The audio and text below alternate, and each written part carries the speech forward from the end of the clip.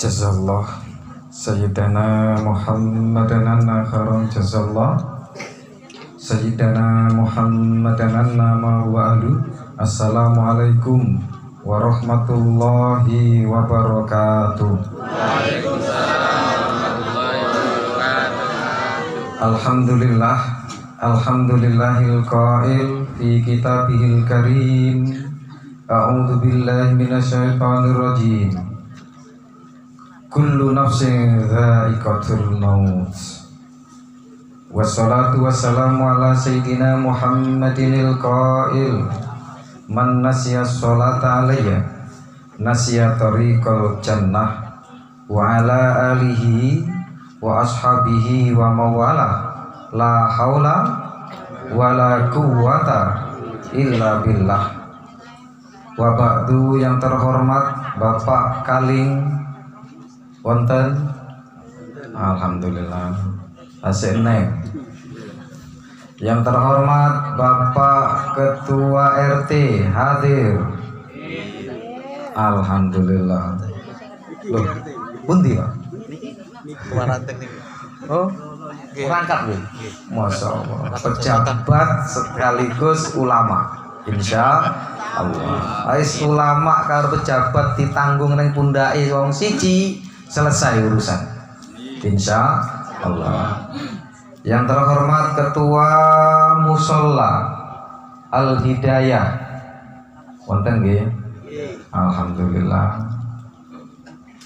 Yang terhormat Pengurus PC Nahdlatul Ulama Aku Timur. Yang terhormat Pengurus MWC Oku Timur Nahdlatul Ulama, Bapak Ustadz Agus Taqiyuddin yang mewakili. Yang terhormat Ibu Ketua PAC Muslimat Martapura. Selamat untuk beliau karena sekarang sudah menjadi pejabat di Kementerian Agama Oku Timur. Berkat apa? Berkat kesabaran memimpin PAC Muslimat. Berkahnya alhamdulillah. Kalau saya masih gajian tanggal 32, kalau beliau sudah gajian tanggal 1 atau 2? Tanggal 1 Pak, cuma 1 ya? Walaupun libur tanggal 1. Walaupun libur tanggal 1 bocorannya. Tapi saya belum diundang ibu-ibu untuk syukurannya. Insya Allah sebentar lagi. Minimal kalau punya jabatan baru itu nyembelih kambing. Minimal, gak usah sapi lah, kambing. Unta terlalu banyak, terlalu jauh. Yang saya banggakan mas-mas Banser, Masya Allah. Insya Allah jaminannya surga dari Habib Lutfi. Amin. Hadroh Jamiah Sholawat Al-Muttaqin Bukit Napuh Martapura. Ini sengaja kami datang 3 orang untuk melihat jenengan karena kami sedang belajar. Begitu melihat jenengan terheran-heran, kok api yo? Ki api apa lagi? Api. Bravo. Alhamdulillah. Yang terhormat Ketua Ranting Muslimat, Ketua Ranting Nahdlatul Ulama Bukit Sari. Hadirin hadirat yang sempat hadir di malam yang berkah ini, tidak bisa saya sebutkan satu persatu, tapi yakin malam ini kita semua diberkahi Allah. Amin ya rabbal alamin. Rasul pernah berpesan, pernah memberikan warning kepada umatnya. Tergambar dalam sebuah hadis, kuntu nahaitukum an ziyaratil kubur fazuruha. Dulu kata Rasul, aku pernah melarang kalian untuk berziarah kubur, tapi sekarang berziarahlah kalian. Ini artinya Rasul dulu pernah melarang karena menganggap keimanan para sahabat belum sekuat saat Rasul memerintahkan untuk berziarah. Jenengan berziarah, Bu? Nggih. Pak berziarah? Wong tuane peninggal sebulan berapa kali berziarah? Setahun sekali. Wong NU setahun sekali. Masya Allah. Sampean iso lunga neng ndi kuburane wong tua seminggu sekali itu masih kurang, apalagi setahun sekali. Mbok rondo sing pun ninggal bojone angkat tangan. Sampan peng piro Bu seminggu ke kuburan? Ya Allah, Bu.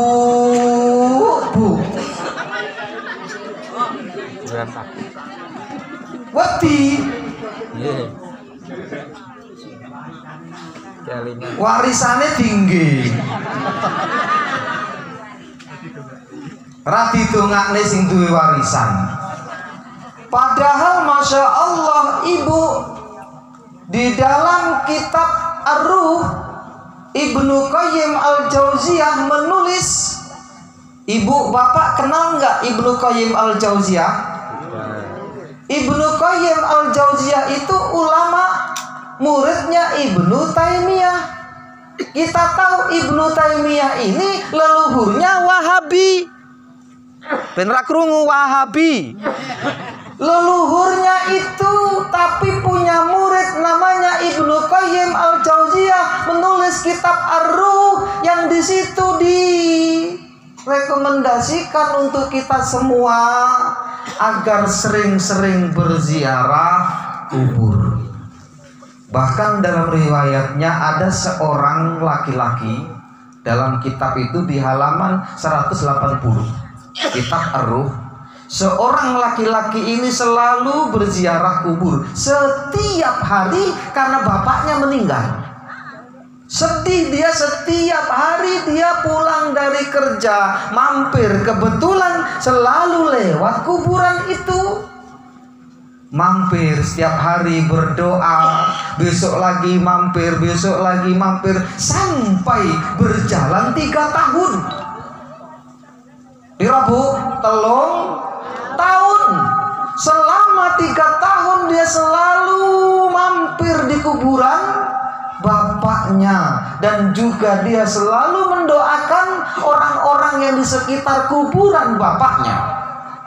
Pada suatu hari dia nggak bisa mampir karena sudah terlalu sore, waktunya nggak cukup. Dia langsung pulang ke rumah, tetapi di rumah pun dia berdoa seperti doa yang dilakukan 3 tahun itu.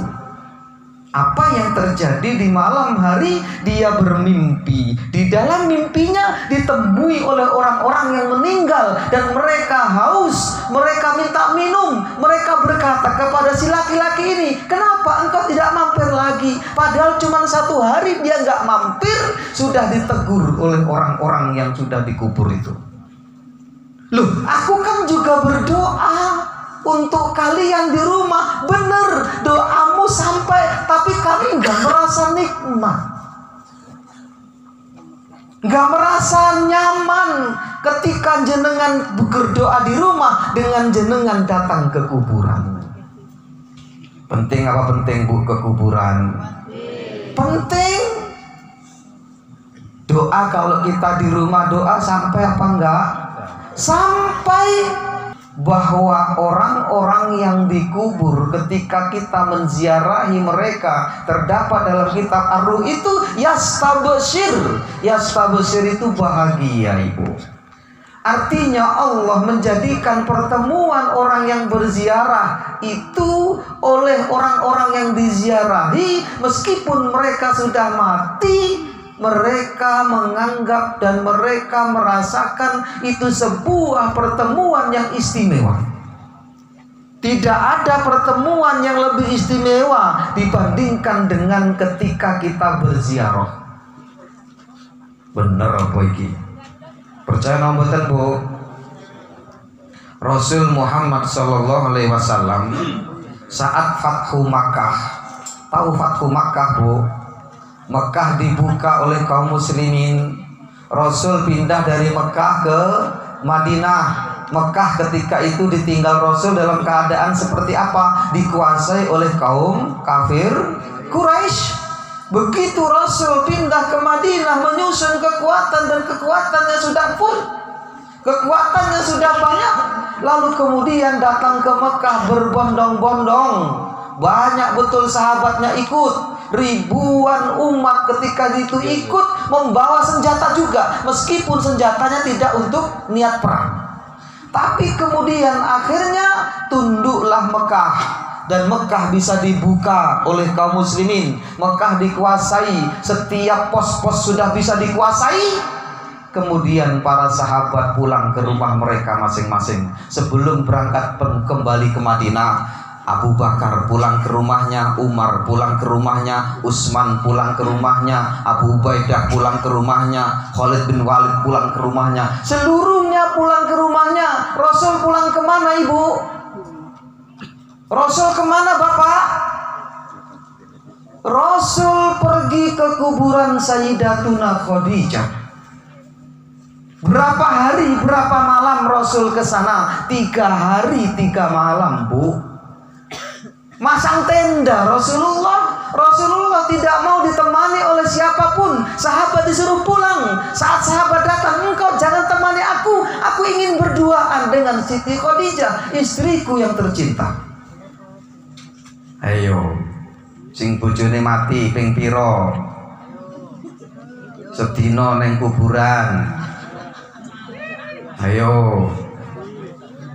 Rasulullah ke kuburannya Khadijah 3 hari 3 malam, merenung, berbicara, berdialog. Sodakti ya Khadijah, engkau benar Khadijah. Apa maksudnya?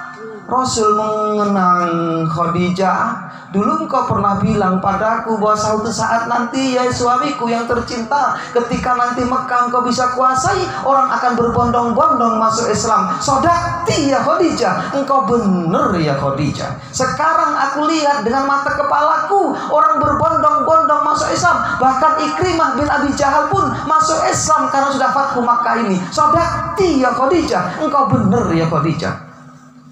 Artinya boleh nggak tidur di kuburan malam-malam? Boleh, asalkan jangan cari nomor.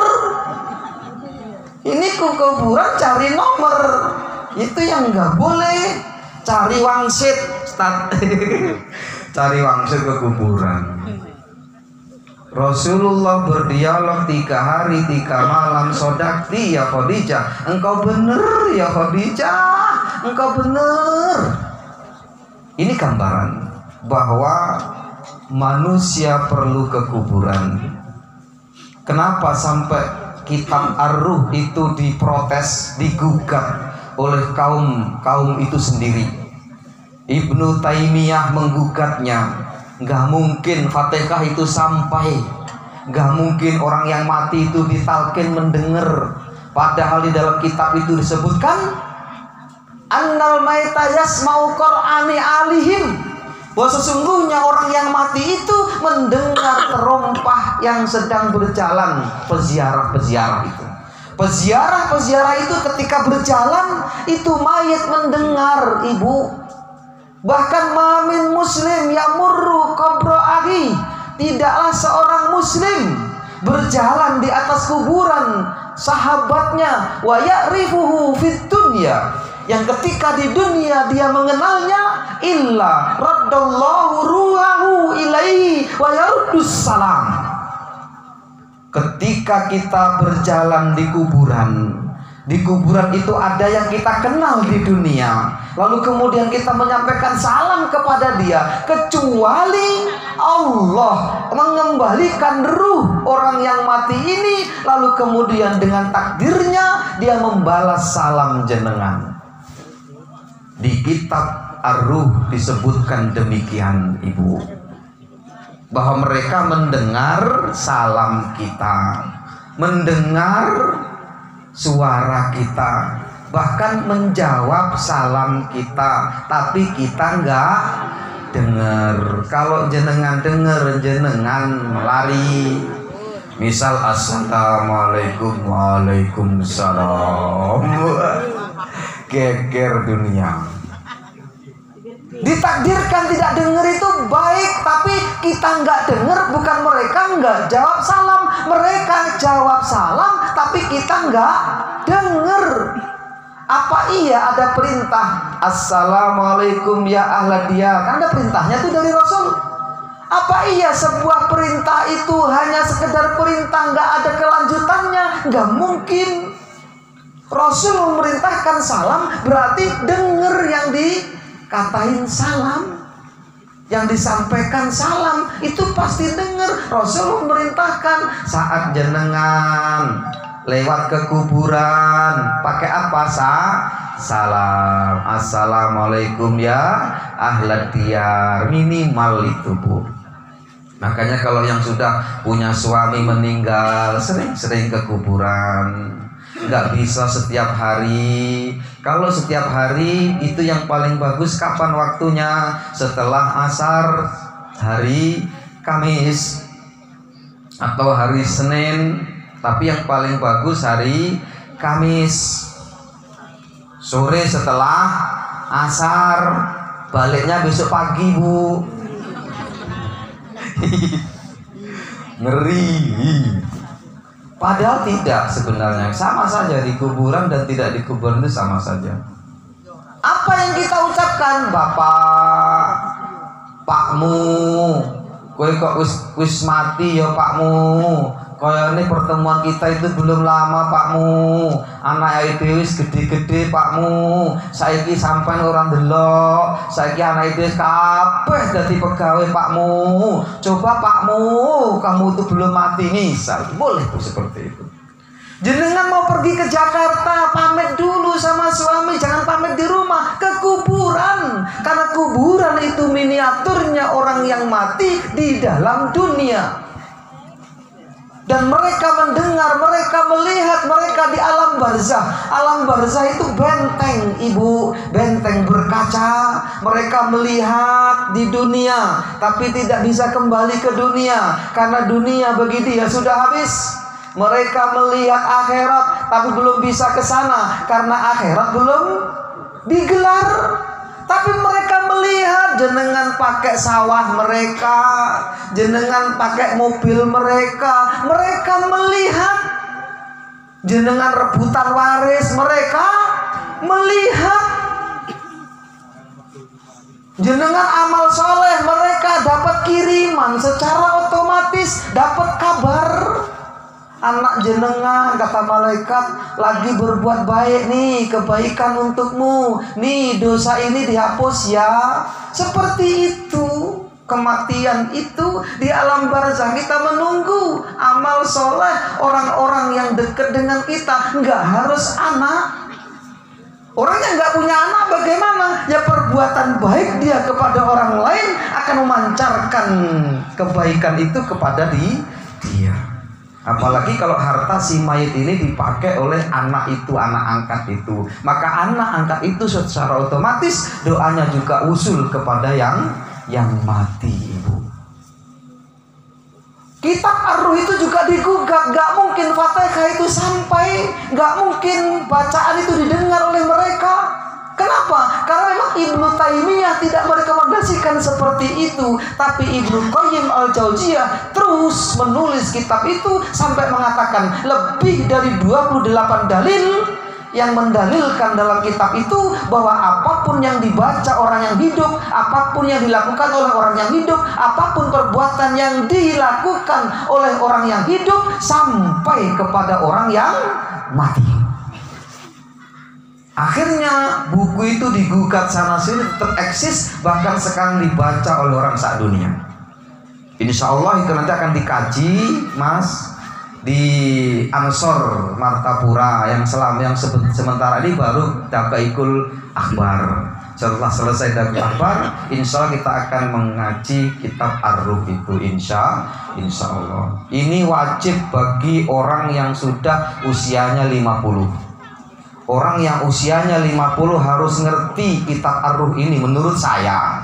Kenapa? Saking pentingnya. Saking pentingnya dalam artian apa? Untuk mempersiapkan kita mati.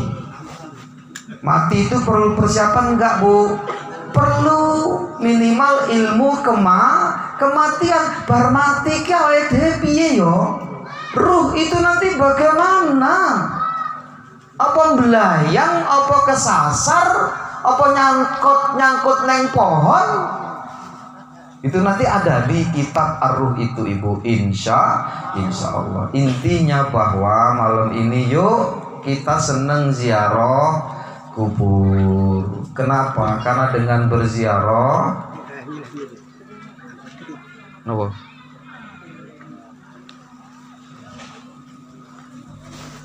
nyuwun sewu Berubah. ketepatan sekali yang dibahas tentang kubur, dan di sini Kepala Lingkungan 1 dan 2 saat ini mempunyai program untuk membuat penerangan di makam, Pak. Jadi bagaimana menurut fikirnya kita yang iuran bersama-sama masyarakat Begenau ini untuk menerangi makam, dan itu pun juga menunjang kita berziarah ke makam ketika malam hari syukur malam Jumat. Insya Allah itu akan mulai dari jalan masuk itu sampai ke makam-makam diberi penerangan, dan sekaligus akan diberikan pedometernya. Masya Allah. Berkah pengubuhannya dan berkaitan kita yang menerangi makam. Kami mohon untuk dijelaskan agar kita semua nanti benar-benar tahu hikmah dan manfaatnya. Terima kasih. Pas 5 menit lagi, insya Allah. Rasul pernah tidur bersama Aisyah. Maksudnya Rasul itu giliran di rumah Aisyah. Maksudnya kan Rasul istrinya banyak ya, Bu ya. Berapa, Bu, istrinya Rasul? 9. Sama jangan angkat 9 itu banyak, sedikit 9 itu sedikit. Kenapa? Karena Rasul bila dibandingkan raja-raja yang dahulu sedikit 9. Sulaiman itu istrinya 1000. Bu, bojone Sulaiman ki 1000, Bu. 1000. Kuwi lek sarungan siap apa kira-kira? Sempat apa ora sarungan lek 1000 kuwi?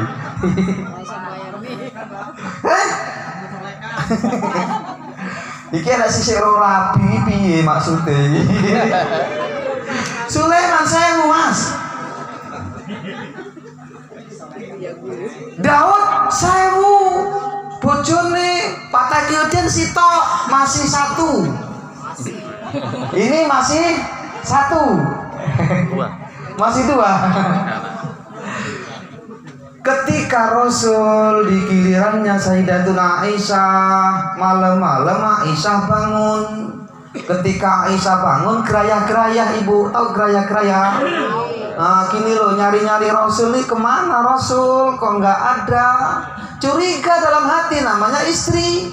Jangan-jangan ke rival ini, ke rival yang lain, ke istri yang lain. Keluar Aisyah, dia paling muda, paling cantik, paling disayang Rasul, kan begitu nilai dalam hati Aisyah.